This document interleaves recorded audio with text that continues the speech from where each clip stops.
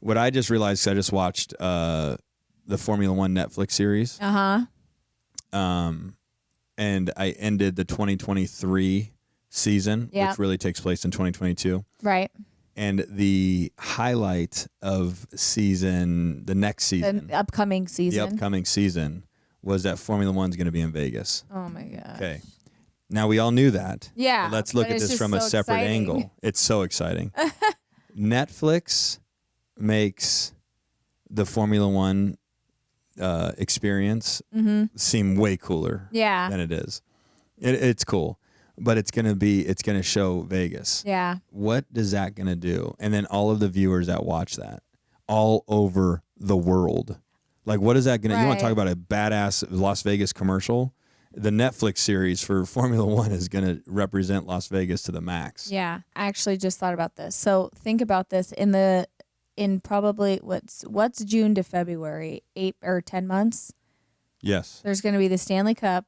There's going to be a Stanley Cup final win, Formula One, the Super Bowl. Yeah. Like, are you kidding me? I know. Right. Why and all would this you live anywhere else? Why would you live anywhere else? And what is that going to do for real estate? Yeah. It's going to skyrocket. There's no way that it's going to go down. There's no way. No, I listened to, you heard me listening to that. Yeah, that last podcast night. yesterday. Yeah, it was very interesting. And I don't know how much detail I want to get into because I don't want to bore everybody. Not even, some people would be interested in it, but I don't know how much time we have.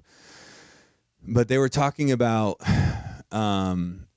there's 330 million, I'm going to round the numbers, 330 million Americans. Okay. 170 million of them work.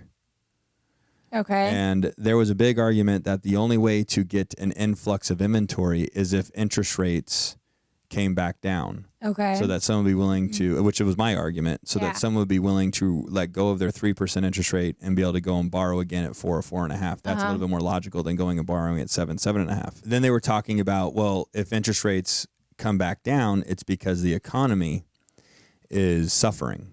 Okay. Which is what the Fed is trying to do. Mm-hmm. If the economy is suffering, the last indicator that the Fed is looking at to see if their rate hikes are working is the unemployment, the jobless claims report. Okay. That's the term of it, the jobless claims report.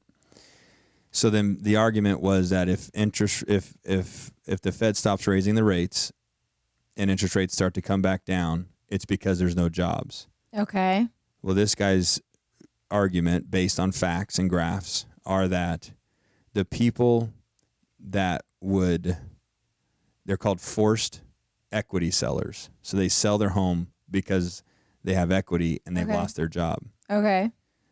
Most of the people that are going to unfortunately go on unemployment, which this is not my opinion, I think it's a terrible idea, but the Fed wants to do it, will be renters. They would lose their jobs first. Make sense? Yeah. Just that demographic loses their jobs first, which would then not put more inventory on the market because they don't have a house to sell. Right. Basically, I'm not doing a great job explaining it, but I'm doing my best. Basically, there is no solution in sight for this lack of inventory. Mm-hmm. He said the only time in American history that there's been a surplus of inventory was in 2007 and 2008. Otherwise, every other time in history, there's been a lack of inventory. Mm-hmm. And it's simple. The Galindo family alone has reproduced 4 new human beings that will need homes. Mm-hmm. Times that by like how many people are having babies. And think that at some point when they turn 18, 19, 20, they're having to gobble up, for each one human being that already owns a home, 4 new ones roll up and need another home. Right. So our population growth is outpacing the amount of supply we're able to provide. Right. So generally speaking, throughout history, this guy went back to like 1930. Humans are reproducing equal to or greater than what we are producing in housing inventory. But everybody's stuck on that one time in history. Yeah. Where the market's going to crash, but it's not. Yeah, I don't think it's going to. That was a long-winded summary of my little podcast last night. It was good. It was educational. I think Vegas real estate is absolutely bulletproof. I do too. 100% bulletproof. I don't think there's a time. And what he was saying is that if you did start to see cracks in the system, everything is tracked now so precisely and quickly that you would start to see inventory skyrocketing. Right. So if you start seeing inventory going up by 10%, 20%, 30%, 40%, and eventually doubling, and then possibly, timing in a half, doubling in a half, that's an indicator. If you're holding real estate, you need to get out of it.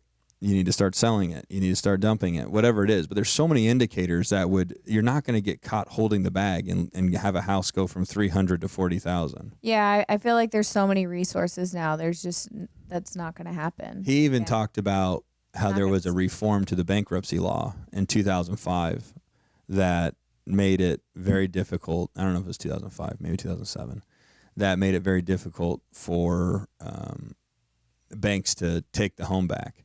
Oh. Yeah. So it takes just so much time. Anyway, I'm all in on Las Vegas real estate. We're buying houses now that aren't even crazy cash flowing assets. Right. They cash flow because I'm a believer that you got to buy stuff that cash flows in any economy, but that are just such great assets because we know that we're in this for the 3 to 5 year plan and beyond. That in 3 to 5 years, we're not going to give a shit what it cash flowed the day that we bought it because it's such a cash flowing monster in 3 to 5 years. So we're now building for our future.